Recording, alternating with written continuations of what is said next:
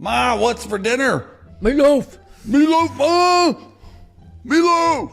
Meatloaf's gross. I actually like a good, nice, juicy, organic, grass-fed meatloaf. It would be organic in your house. It's essentially just a big meatball, right? Isn't that what meatloaf is? Yeah, pretty much. I need to cook for you. Yeah, come on. Come on. You won't eat it. You'll be like, this isn't healthy. This isn't from a cow that only eats vitamins instead of grass. No, I'll eat anything. Scoop City is brought to you by Thursday Night Football on Prime Video. Hi, everybody. I'm the Athletics NFL insider, Dianna Russini. And I'm Chase Daniel, played 14 years in the National Football League. Joe Cool is back. Bryce Young is back. We got a lot of quarterback change, a lot of quarterback action. It's also trade season, baby. We've seen the Vikings. We've seen the Ravens. They made moves this past week. You've been busy. Hey, we'll get into all of that, and it's just going to probably pick up quite a bit over the next few days. So we're going to talk about some of these deals that we want to see go down before the trade deadline next week.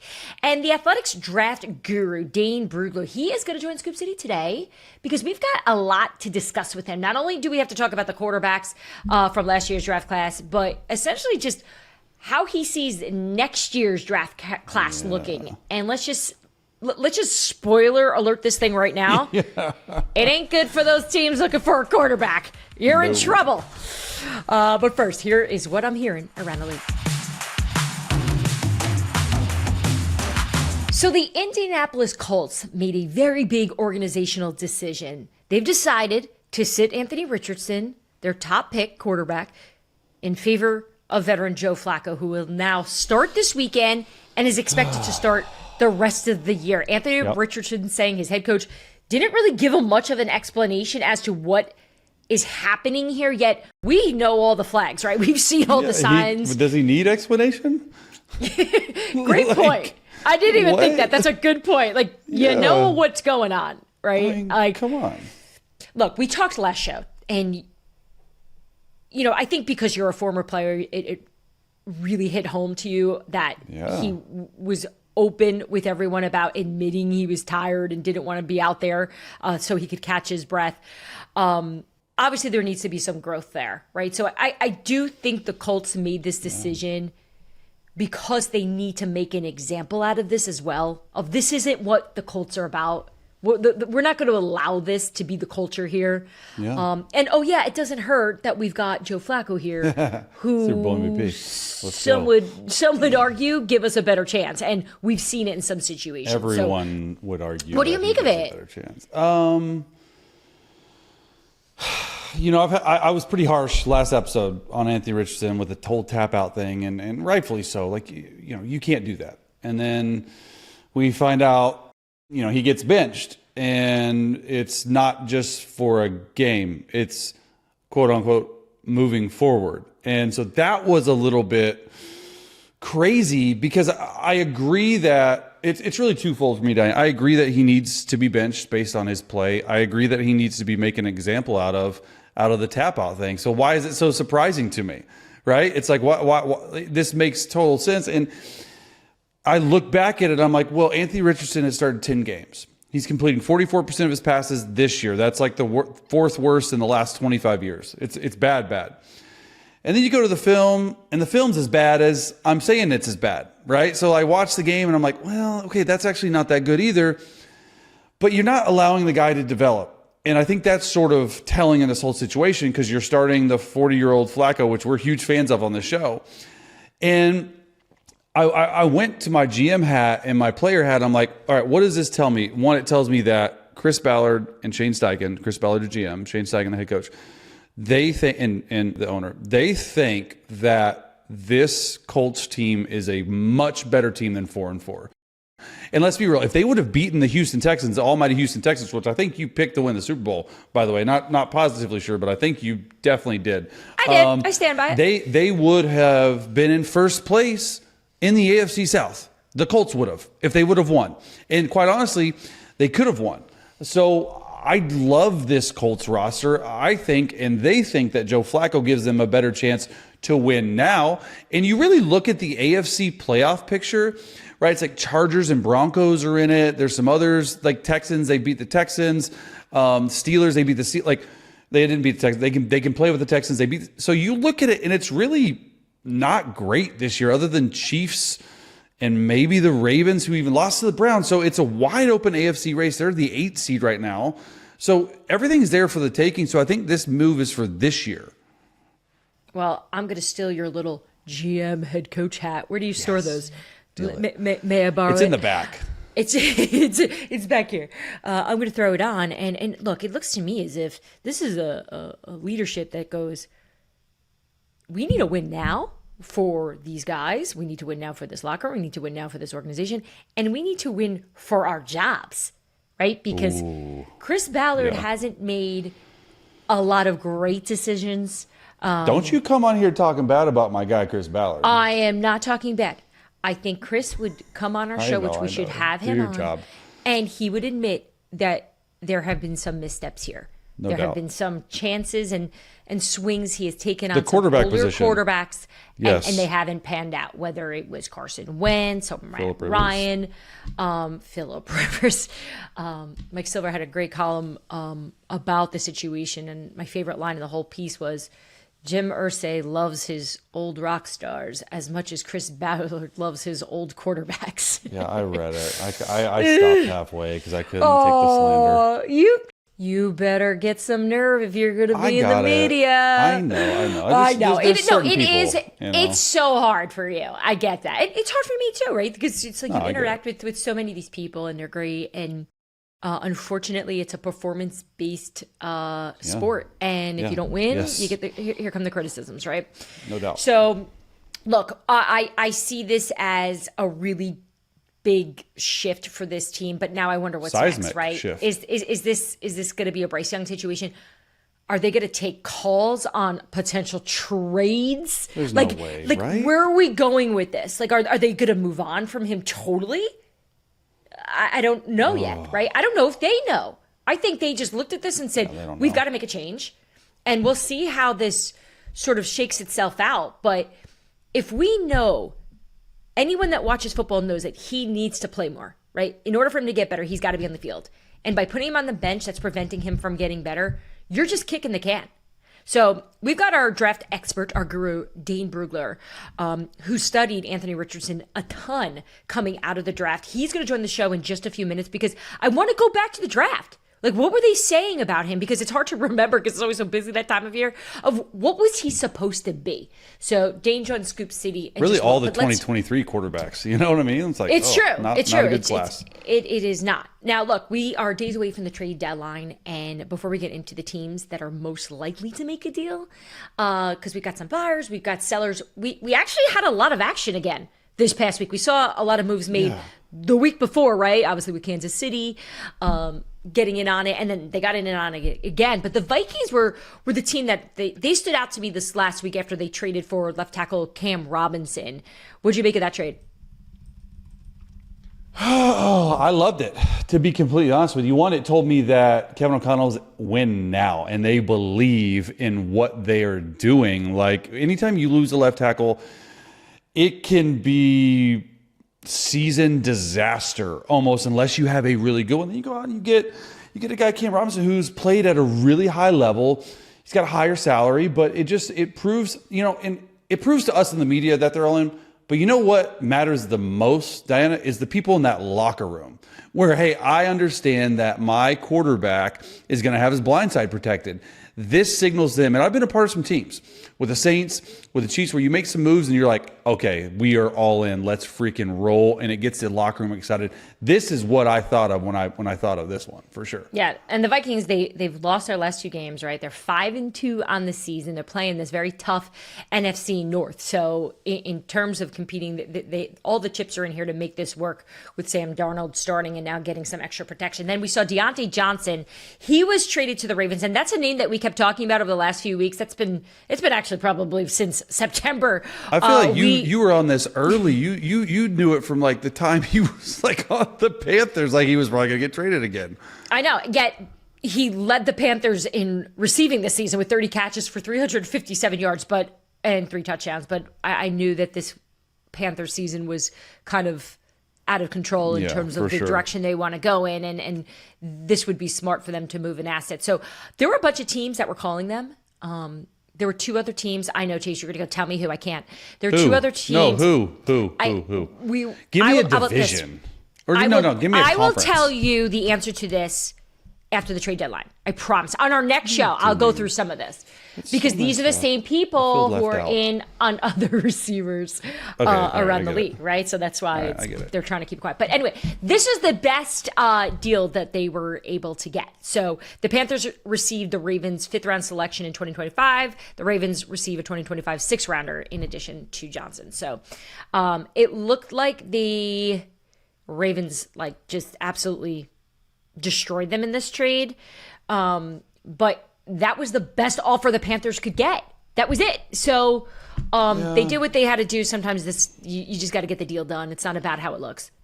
I don't know if it's a needle mover for me, for Lamar Jackson, because we know what Lamar Jackson is in the regular season. Is this a move that's going to get Lamar Jackson and the Ravens over the hump in the postseason? Maybe. And I did some research because I haven't really studied Johnson a lot, and I wanted to go back and I wanted to watch, and I asked some receivers and I watched tape for myself. The thing he does really, really well, Diana, is he beats man coverage. He's a separator. So if you're at the line of scrimmage and you're impressed man to man, he's got these shakies that gets off the line of scrimmage, and I watched them over and over again. He's got fast speed. And you team him up with Zay Flowers, and you team him up with Rashad Bateman, and you team him with Isaiah Likely, Mark Andrews, Derek. I mean, they have one of the best offenses on paper in the entire NFL. But this doesn't do anything to the defense, which is ranked last in passing yards per game. This doesn't do anything to Justin Tucker, who's missed more 50-yard kicks this year than he has in his career. So that's sort of the issue that I have with this. I like that they're all in, but give me some defensive help. Maybe they're still on the clock, but he doesn't. And the thing is, Deontay Johnson does not step in him as number 2. He's going to be number 3, but behind Bateman and Zay Flowers. So I do like it. I just thought that another team could have used them more. Yeah. There's teams that position is more of a priority that we will probably see make some deals coming up. And let's get right to that with the shaky. Sounds like after I have too much coffee. Let's do the segment called Let's Make a Deal, all right? The 5 teams that should make a move before the deadline, whether it's trading or acquiring players. I want to start with the Texans, right? Because we broke the story that Stefon Diggs is out for the year with an ACL, which is just so heartbreaking knowing he was on that 1-year deal with Houston. He worked so hard to become the captain of that team. And granted, he wasn't the lead contributor. He had a really good role. It just seemed like that was working for him, personally, So out for the year, which also stinks because that's an 8-9 month injury, right? So when he comes, he'll be ready for the start of the season. But yeah, he's just not in a good spot for next year. He'll get picked up, but not great for Diggs. Who really wanted to be part of this Houston Texans team and go deep in the playoffs, since they are my Super Bowl pick. But that being said, we got Nico Collins, right? He's also on IR. He could return week 10. So what do the Texans do? I don't get a sense that this is a team that's going to be really aggressive before the deadline in a few days. And the reason why I say that, because of depth, right? They have good depth. They're the team that's getting called from other teams trying to get their receivers. And really? Now they're in a good place. Who are they trying to get on the Houston Texans? Mechie is a player that I know there have been a few teams that were asking about. John Mechie. Like a good John guy. What does that mean? Don't know. Like a good John. I don't know. So I think this is where you got to see other players on this team step up in this receiver room, which I think is going to probably be what they lean on rather than going out. It's funny. I saw Vic Fangio at the podium the other day talking about how, with the exception of the Christian McCaffreys, you're not usually getting a player at the trade deadline that is making some ridiculous change to your team. It's filling a hole. Exactly. It's filling some spot that you need, but it's very rarely is that the answer. The core of your team is essentially the core of your team, So we'll see if the Robert Woods, the Xavier Hutchinsons, and the John Mechies can step up here in place of Stefon Diggs. The Lions. This is the one that I'm obsessed with. I can't wait to talk about it with you. Okay. Did you see Dan Campbell? First of all, did you see Dan Campbell jump up and down? Yes, I did. He was like... So they're trading for somebody, and do you know who they're trading for? He had the shakies. Okay, so he is a player... Excuse me. They are a team. The Lions are a team that I'm watching. I thought you were going to say... What did you think? What did you think I was going to say? No, you said, here's a player. Like that. Or how about them going all in and calling the Raiders and being like, I don't care if you're emailing reporters that you're not trading Max. We want Max. Here's a first rounder. I could to get Max for sure. Yeah, most teams feel that way, my friend. Okay, so I talked to a few general managers this morning to just try to get an idea of what are they going to do. Like, what do you think the Lions are going to do? So, I had one guy tell me, they're going to probably check on Hendrickson and Cincy. Cincy doesn't ever really move their players, though. So that's going to be that'll be tough. They never really trade people. Arden Key, right? Tennessee's Arden Tennessee Key has played really well this season. That could be a sneaky big move. The New York Giants, Azeez Ojulari is a good option. Again, sneaky, not a big splashy name, but probably the name that I know what you want me to say. You want me to say Zadarius Smith. Preston Smith, Myles Garrett, all these guys. Come on, are they there? You want Preston Smith? Green Bay. Sure. Green Bay's taking calls on him. Whoa. I don't know if that will happen, but I like Preston Smith a lot. There have teams that have been interested in Preston Smith. Arden Key of those would make the most sense for me. Because the Lions, think about what the Lions are doing. Like they're bolstering a defense that's already in fifth in rush yards per game. They're eighth in points per game. So they're playing really good. Aaron Glenn hasn't played really good, but you're not doing this for the regular season. You're doing this for the playoffs. Like, give me that one player that if you reach, the NFC Championship game against, the Packers or the 49ers or the Eagle or whoever you're playing against, that can take over a game like Aiden Hutchinson can. And unfortunately, none of these guys can. So you're just bolstering and you're hoping for that because I think they're that good of a team. Can I throw a crazy theory from I love a GM? Craziness. He said, I don't think they're going to do anything on defense. I don't think they need to. He's like, I think they actually probably just need to go get another wide receiver. Just considering the fact that Jameson Williams has been pretty unreliable this year with his situation. So we'll see what the Lions wind up doing. They have 25 touchdowns and 20 incompletions the last 5 games. They have more touchdowns than incompletions. And they need a receiver? No, you need defensive help. Sorry. We will see. If you had a guess, who do you think they get? This is a guess. This is not Scoop City reporting. I don't know. It's a DN. Some DN that can rush the passer. Zadarius Smith. That's my guess. We'll see.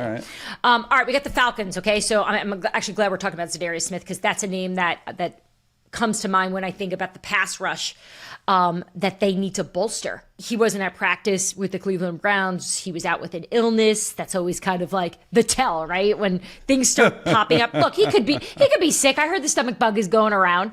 Don't get it on this household. Oh gosh, I thought we were dealing with that.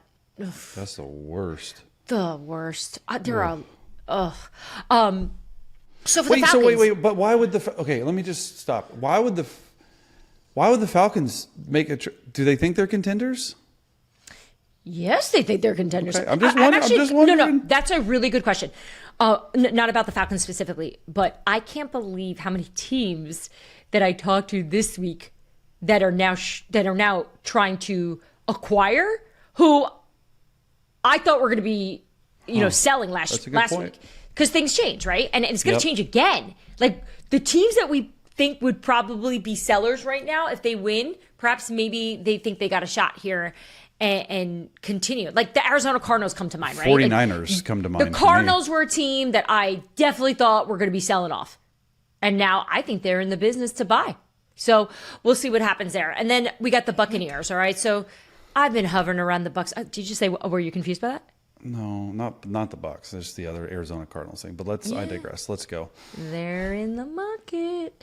Everything. I don't, but this is that time. This is my time of year. It's my favorite thing. You are just beaming right now because you know that you're on your P's and Q's. By the way, I just got a text from a GM. I am not going to get involved in the rumor mill. Whatever. They all love it. Whatever. Yeah. Bucks. No way they're making a move. They don't think they're going to be in the playoffs, right? They've got injuries to Mike Evans, Chris Godwin. I don't get the sense they want to do anything. I don't think they're going to make a move. It looks like they do based on their roster and the missing pieces, but I don't think that's what they do. And finally, this is the one that I do think we're going to see what happens over the next week. The New York Jets, right? They're 2-6. Why are we talking about them? I just meant as sellers. Is this a team that's going to try to move everybody? They should sell their entire team. Oh, my gosh. Big Woody Johnson over there, man. Sell that thing. What are we doing? So, look, Woody Johnson's calling the shots there, right? Because you got to figure Joe Douglas, at this point, he knows this is going to be it. And, look, it's not the best situation there. So, we'll see what happens. We'll see how willing they are to move. What about Mike Williams? What about Mike Williams? He is on the trade block. He is what do teams think he's still got it? Costly, that's my thing. Little older. There's some of those things that surround I'm tracking him. what you're putting down. I know what you want, though. You want the Chargers to make that move. You've been calling that thing since I told you about that. Hey, real quick. Josh Palmer, is he going to be traded? I don't Chargers? think so. Okay. I actually don't think so. Yeah, I heard that. I was like, there's no way. This is like he's their number one receiver. All right. Yeah, no. Sorry. All right. Let's take a quick break. When we get back, the Beast, our Dan Brugler, joins us next. I don't know. It's like I have to make the sound effects because we don't have the sound effects. We actually could put the sound effects in, but I think people prefer to hear me. The Beast. We'll be back.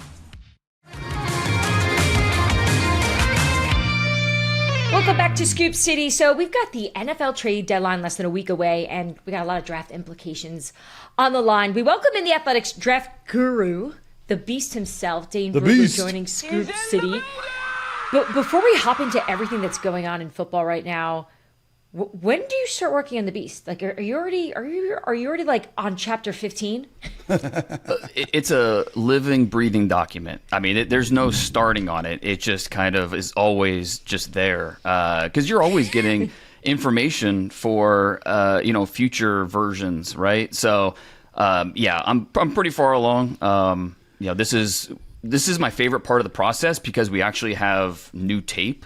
Every single week where we're being able to look at these guys and say, okay, I didn't know he could do this, or guys coming off a bad game, and it's something you have to factor into his evaluation. So during the fall is my favorite time of putting the Beast together because there's a lot of moving parts. Rankings are fluid.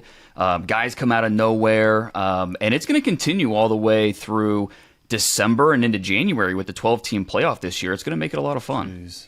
I know we call it the Beast, but I feel like around the NFL it should be called the Bible because there's so many head coaches and GMs who read your stuff and they've got so many opinions about it too, things they agree with, things that they disagree with. Yeah.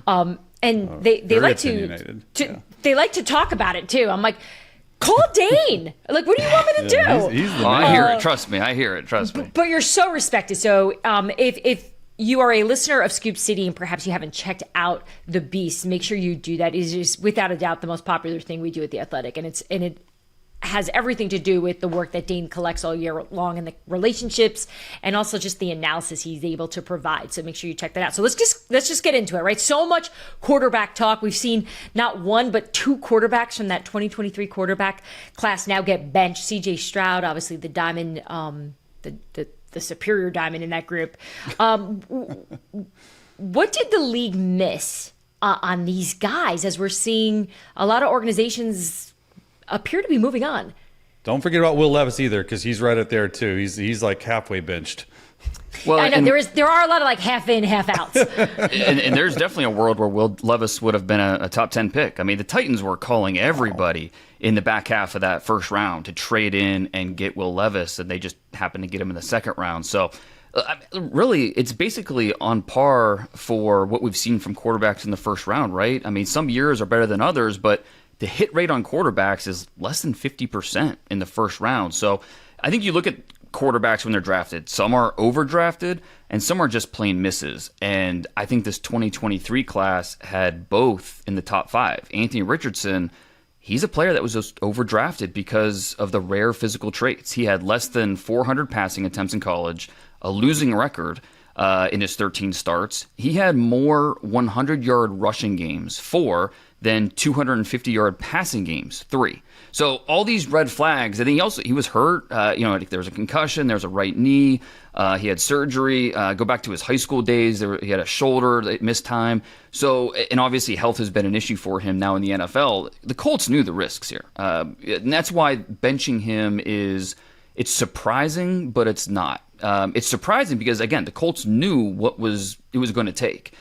It was not going to be overnight. His accuracy, his pacing, his mechanics, a lot of the simple details of playing the position, there just wasn't any consistency. Literally the last line of his draft report in the Beast that year was he needs on the field reps, and he needs a patient coaching staff who is going to weather the early storm.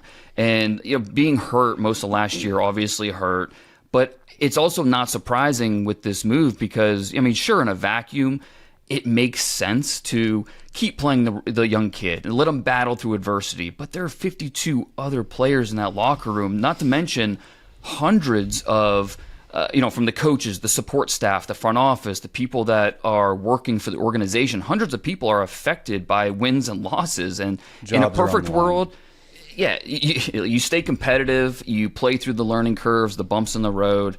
But you know what? At this end of the day, the Colts are leaving too much production on the field.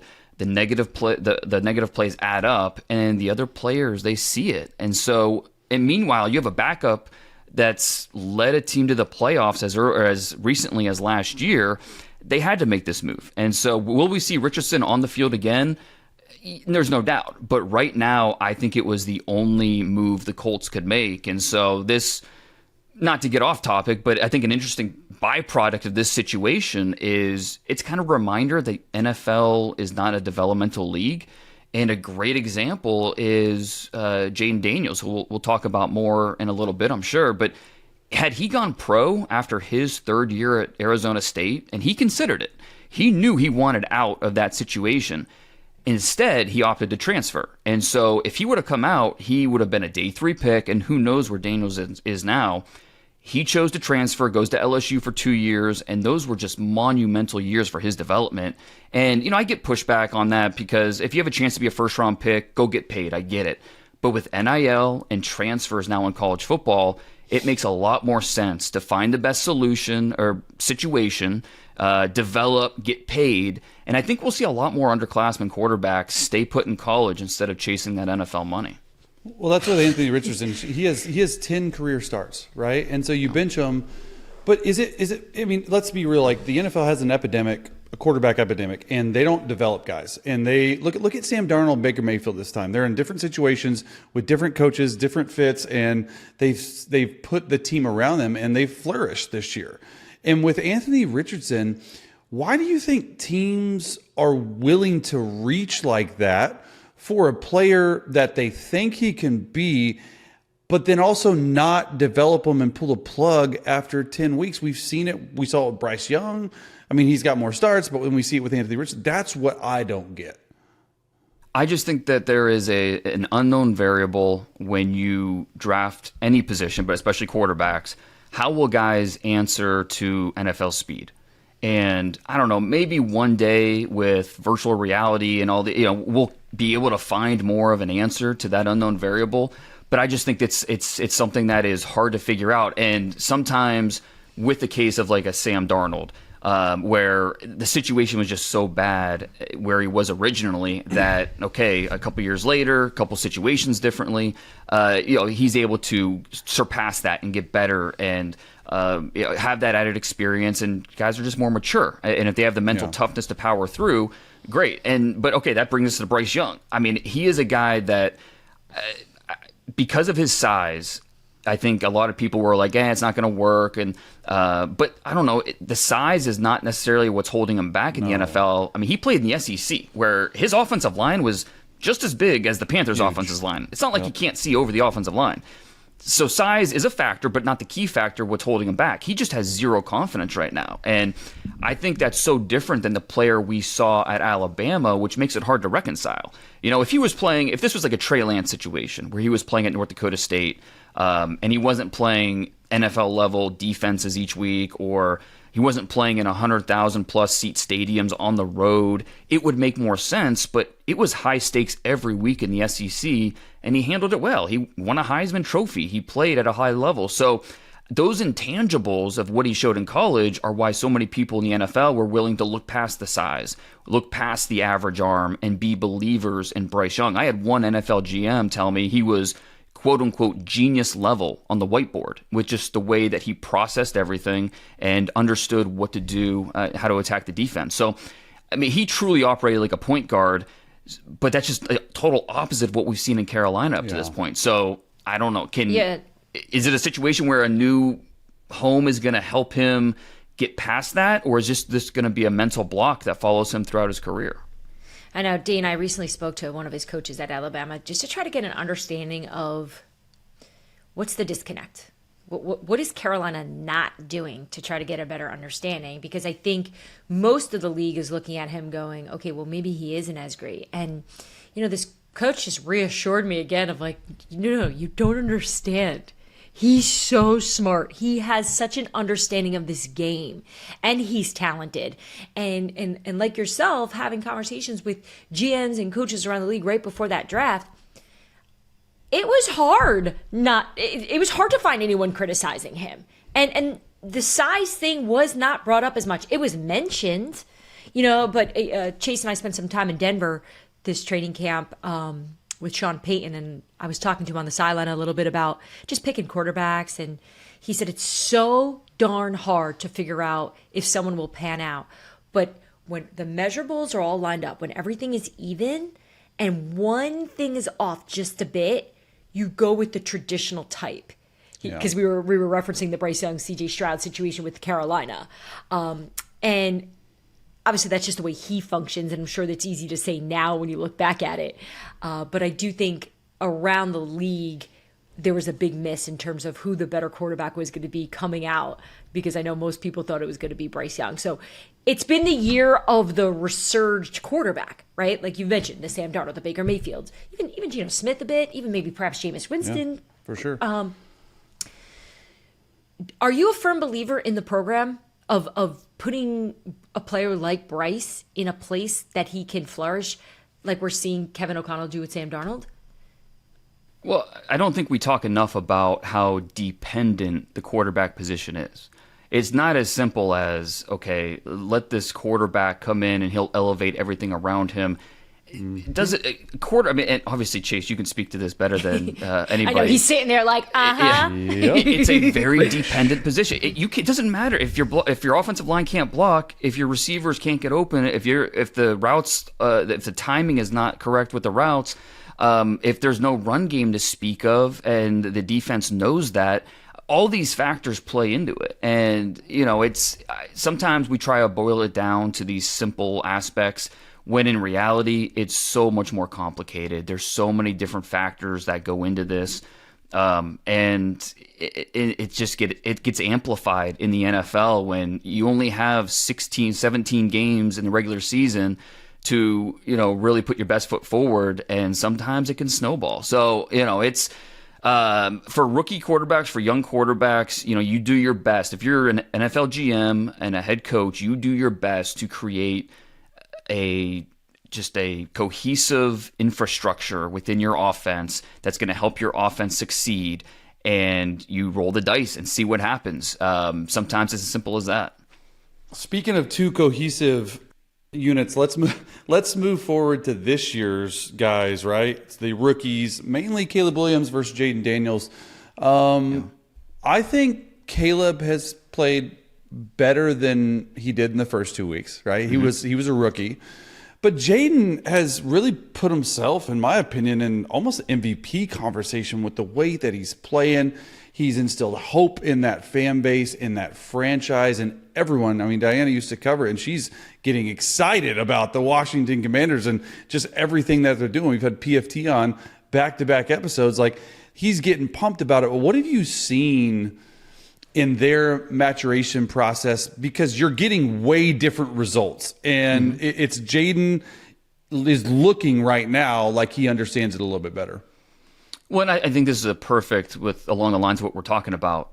Because when you watch that Bears-Commanders game in real time and then go back and watch the tape, I don't think the main takeaway is, oh, wow, look at the gap in these two quarterbacks. Totally agree.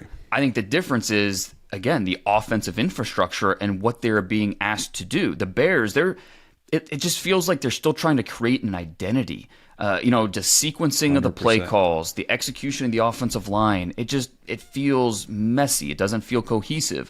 Whereas, okay, the Commanders, it's the complete opposite. Cliff Kingsbury, give him all the credit in the world because he's putting Jaden Daniels in position to succeed. You see quick game. You see him really tapping into what made him so productive at LSU, the downfield accuracy, the designed movement. This comparison is not apples to apples because they're different quarterbacks. But this was the final line of his report for me is Daniels forces defenses to defend him like Lamar Jackson because of his ability to buy time and his ability to create yards if they're there. They're different quarterbacks. But just that threat of what they can do with their legs is something that opens things up in a big way. And I'm a big believer in explosive plays translating from college to the NFL. And Daniels had 90 explosive plays just last year at LSU. We've never seen anything like that before. And I think that has translated to the NFL much faster than just about any of us expected because of Kingsbury, because of an offensive line that's playing really well, and everything is meshing around the quarterback. So let me ask you this. Sorry, Dan, before you go. No. Why do you think that the Bears got so enamored with Caleb? Because it was like Caleb. No doubt. Now, I would say I thought for sure Caleb, when I was evaluating him, was a little bit better prospect because everyone saw that Patrick Mahomes type pocket escapability type thing. But then I saw Jaden, and I'm like, man, this guy is the best pure progression passer, but also can run like Lamar Jackson. So do you think they overlooked that a little bit? I don't know overlook, but I think maybe we didn't give Jaden enough credit for what he was doing. And I think part of it factors in how he was playing with two legit number one NFL receivers at LSU. Yeah. He was playing behind a really good offensive line. I mean, there were factors around him where, oh man, if Caleb had that, think about what Caleb could do.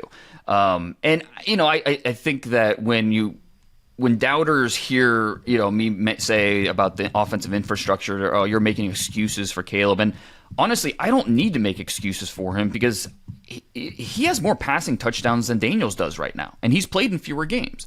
I think you look at Williams, his rookie season, and he's playing kind of right on par with what should be expected of a rookie, even number one overall. Yeah. He's still trying to figure out the speed of the NFL. But he has a lower turnover rate than Josh Allen, than Matthew Stafford, than Dak Prescott. He's had plenty of misses and moments where, he airmailed that one or he missed. He was a tick late coming to this read. That's going to happen. But again, it should be expected. So he's doing enough to help the team win. I mean, this team should be 5-2 if they could cover a Hail Mary. So 100%. I think when you look at the quarterbacks that went 1, 2, 3, so far, I think we can feel good about all three of those quarterbacks that went that high. Yep. Drake May, right? So we're seeing him. He's obviously in concussion protocol at this point, but the way the Patriots handled that situation, just having it be a bit of a competition, but then really leaning into saying that he outplayed Jacoby Brissett, but then gave the starting job to Jacoby Brissett. How do you think they handled that? I was fine with them not starting him right away just because it's, instead of going flip-flop, just let's start the veteran and then, it's probably not going to go great, but we can work in the rookie when we feel he's absolutely ready. We knew we were going to see Drake May at some point this year, and that's really all that mattered. I think they've done a nice job, and May's done a nice job. And studying him at North Carolina, he was cut from the same cloth as Justin Herbert. Physical skill set, really smart. Thank you. It's very He looks similar. identical to him in a jersey. It's aesthetically Just so and just passionate. the way they play, right? No doubt. But even more with May, he's a little more willing than Herbert to really push the football. Now, sometimes he'll miss some layups or he'll have a turnover, but he's also going to have more explosive plays. And I like that they're using May's athleticism, it made him. I think a lot of people, when we got the draft process, last March, were like, oh, he's a really good athlete. Well, if you watch his North Carolina tape, yeah, his athleticism is what made him such an effective quarterback and why we're talking about him as a top 3 pick. So I love that you're seeing progression with Drake May. And this is an offensive roster that has a lot of holes. So he's having to do different things that we're seeing progress each week. And so I want to see more consistency as we get through this season.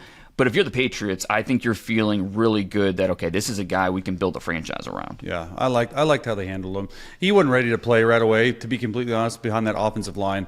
But speaking of ready to play, 2025, big board. You're mid-season through it. You're right in the weeds, bro. You are grinding on film. You're watching quarterback. I don't care about the other position. We're just going to talk quarterbacks right now. You are grinding on quarterback film. For me, and I've watched like very little, right? Yeah. It's Shedeur Sanders, Cam Ward, Quinn Ewers. In some version of top 3, tell us a little bit about each. Yeah, and this is going to be a year where the quarterback class, there's a lot up in the air. It's a really fluid situation. It's not like last year where, okay, Caleb Williams, we knew was going to be a top 3 pick. Drake May, we knew was going to go high. At this time last year, it was becoming evident that, yeah, Jaden Daniels, he's up there with those guys. This year, I have yet to talk to a scout or anybody with the team who absolutely loves any of these quarterbacks. None of these guys are viewed as, oh yeah, he's going to go top 10. That's a top 10 lock right there. And that's a big difference from last year. So now we're still going to see, I think, at least 1, maybe 2 go in the top 10, maybe 1 or 2 more end up in the first round as well. Because, again, this is how this works. I mean, we just got done talking about with Anthony Richardson. For quarterbacks. They will get overdrafted, exactly. And so, yeah, you mentioned 3. I mean, I'm a big fan of Garrett Nussmeier at LSU. He actually reminds me a lot of Tony Romo. But, he has single-digit starts. I hope he goes back. Same thing with Penn State's Drew Allar. Really talented. I hope he goes back. Alabama's Jalen Milroe, a lot of Jalen Hurts to his game, except maybe Milroe's a 4-3 athlete. And so is there a team that's willing to change their offense, kind of like the Eagles did? That could be a lot of fun. George's Carson Beck, he's got some work to do to get into that top 50 mix. He's too tall for me. When do you ever see a guy over 6'4", 6'5" be successful? You know what I mean? There's that tall trait. I mean, he's a good player, but you know. He's 6'03", 6, so 6'3" and 3/4. He's so he's not even 6'4". Okay, so he's not that tall. He's right there at that mix. Then. Yeah. All right. So if I had to make a bet right now on who the first quarterback draft is going to be, it would be Cam Ward out of Miami. 6'2", 225 pounds, electric arm talent, really elusive in the pocket. He's a very loose player, and that's part of what makes him dangerous, but he is also loose with his decision-making, and that directly leads to negative plays. And the best way I can sum it up is he's a fireworks player. He can create an explosive play on any snap, but fireworks, they also have that big warning label on them, right? When you're careless with fireworks, negative results will follow. And so I'm encouraged by the progress that we've seen from Ward. He was a wing T quarterback in high school, air raid at Incarnate Word, then Washington State. He was a wing T quarterback? Back in high school, yeah. He was late to the game and still learning. So, yeah, he's still in an air raid offense now with Miami and Shannon Dawson, but you see a little more variation. And, I think the character reviews I've heard from scouts, really smart, great leader, confident kid. I don't think he's faced a great defense this year. That's kind of the problem with the ACC this year. But again, this is where the 12-team playoff could come into play because, think about last year with Michael Penix. If he doesn't have that 430-yard passing performance against Texas in the semifinals, is he still a top 10 pick? Who knows? Consciously or subconsciously, scouts and teams, they're going to weight these playoff games a little bit more, that big stage. So I want to see Miami make the playoff just so we can see Ward on that type of stage. But like I said, I think the natural arm talent, the charisma, along with the upside is going to make him a top 10 pick when it's all said and done. And then you mentioned Shedeur Sanders, who I think probably... Does he have it? I think he probably goes first round because he's poised, he's tough, he's accurate. The physical traits don't wow you. And I'm gonna give a quarterback comparison, but I'm gonna qualify it. I like that. Okay. So in terms of quarterbacking style, I think the comparison is Jordan Love because they're very fluid with their throwing motions. They bounce around, sometimes backpedal at times, keep the weight on the back foot. They use a lot of Weird different platforms. in the pocket a little bit, different in the pocket. But Shedeur is smaller, and he has a B-level arm, not an A-level arm. And so that's the key difference. Wow. And so you're talking about with Shedeur, he's 6'1", 205. Again, the arm is more B than A, like Jordan Love. And so that's a key difference in terms of getting away with that type of quarterback style. That's a fascinating comp to me. It's not a perfect one, but again, when you qualify sure. I mean, you're so early in the process. Yeah, right. And so think about Jordan Love play. Think about the same player, but with 75% of the arm and the size. I mean, that to me that creates questions. So this is going to be a quarterback class that we're debating right up until the end. Yeah, for sure. Meanwhile, as it looks, or at least as it stands right now, it looks like the Panthers are going to once again have the number 1 overall pick. So it'll be interesting to see what they do now that they're going to go with Bryce Young starting again. They're going to roll with him this weekend, despite the fact that we've seen, I think, some success with Andy Dalton there, and I think this team is really just trying to figure out his value. As I know that there are teams around the league right now interested to see if they can be the team to sort of revamp him and give him some life. So we'll see what the Panthers do. Dane, I know your backstory, but real quick for those listening, how did you get into this, right? Because most people think of people that are obsessed with football as former professional athletes or former coaches. For you, what got you here? Yeah, well, after I was drafted I was not drafted. I wish you kept going. You played football, let's go. I'm from Northeast Ohio, and when the Browns came back in 1999, I was this 12-year-old kid who became infatuated with evaluation and scouting. And so the goal was always, all right, I want to work for an NFL team. And in order to do that, I said, okay, I'm going to put myself in position to learn and get better. And so I went to Mount Union, D3 powerhouse. And yeah, for sure. Pierre Garçon and I were seniors together. And that was my informal introduction to the NFL scouting world, because I worked for the team and we had scouts coming through every single week. And so it was my job to take the scouts to practice, to the weight, all these different things. And I still have a lot of those relationships that I developed way back when. And like I said, the goal was always to work for a team, but I got into the media in the meantime, and I kind of was like, okay, this is kind of fun, where I'm not just working for one team, I'm working for 32, and I'm able to have a little bit more freedom with how we attack this and how we cover it and create content. And so, I've learned from a lot of scouts along the way. There have been some jobs that I've turned down, some jobs that I wish I would have gotten, but I didn't. But it's all kind of led to this point, which has been, working for The Athletic and kind of taking our draft coverage as far as we can take it. And it's been a lot of fun. You're crushing it, bro. I got smarter on this podcast episode today, thanks to you. So I appreciate it.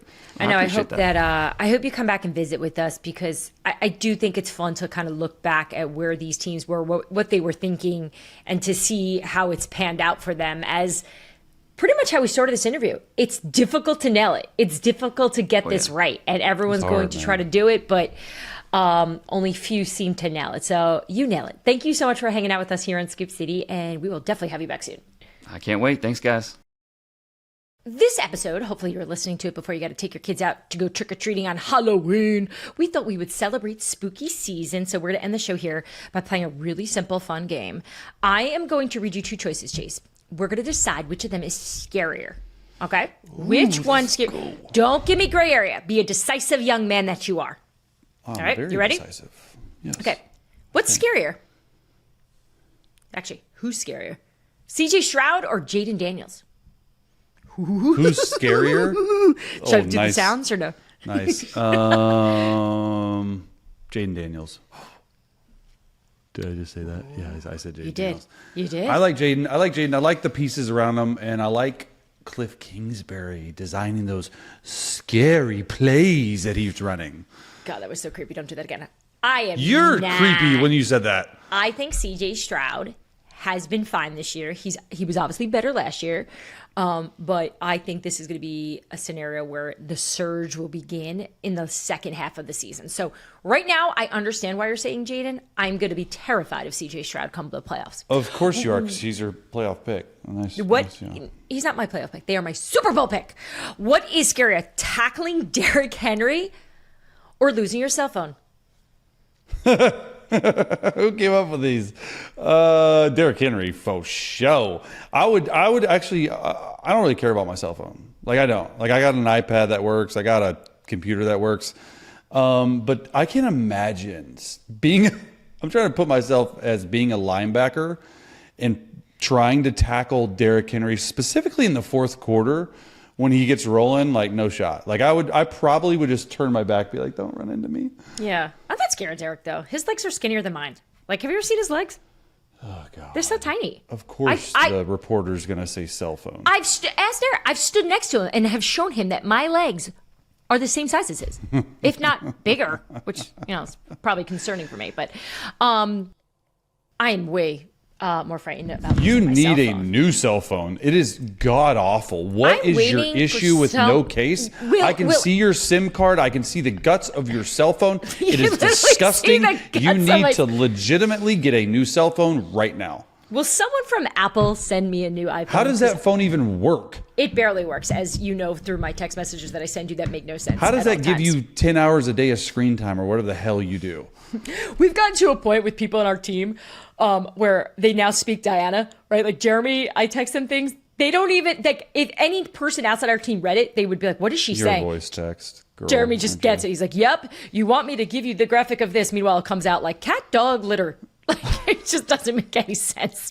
What is scarier, getting yelled at Sean Payton or getting yelled at by your own mother? Wow. I've experienced both. Many times. I was about to say, and you haven't even played for them. That's a tough one. Honestly, my mom doesn't. I don't know if my mom has ever raised her voice at me. So Sean Payton. Sean Payton has that thing, especially like because it was my first team that I was ever on, and I was always trying to prove myself. And he's definitely yelled at me a few times, and it's not even like it's like demeaning. It's like, dang, I let him down. I was just going to say, you feel like you disappoint him. Yep. Like That's over the worst. years, I've reported Anger stuff. versus disappointment. Or digging on things on his teams that he found out about, and I would get a call. He we once gotta send yelled this at to me him. on camera. Like, Okay, and that's crossing the line a little bit. we weren't in my opinion. live. You ever but heard of it hot wa- mics? No, we were on, so I'm interviewing him pregame. I mentioned something that I knew about the team that he did not want me to make public, even though the player told me. And he stopped the interview and was like, no, we are not doing this. I was horrified, and everyone back at ESPN saw it. He never apologized for that, but that's a good thing about Sean. He yells and screams, but he gets over it fast. He's like my mother. My mother's the same way. I fight with her all the He time. doesn't even remember it the next day. He doesn't. Yeah, we've had many examples where it was a blowout. Like my husband will overhear us on the phone. He's like, God, you guys are so mean. But it's like the next day, how you doing? How's the fam? All good. It. Yeah. It's why my mom is amazing because she doesn't forget. I mean, she doesn't remember anything either, which is probably where I get it from.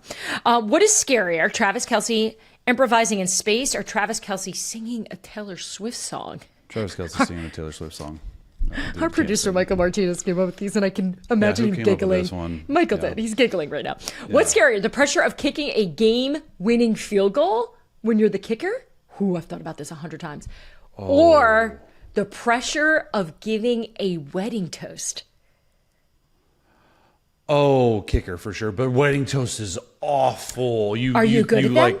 No, I suck at them. Of course I'm not. My wife, though, I bet you're great. gave one at my sister-in-law's wedding, and it was excellent. I was blown away by how good it was. And I Yeah. just wish I could do that, but I can't. Isn't it funny when your partner's doing it, how nervous you get? Like when Kev's I done got them? nervous for her. I But remember she's like, sweating. I'm chill. She's I a know. journalism major. And I'm like, oh, Oh, amazing. that's probably why.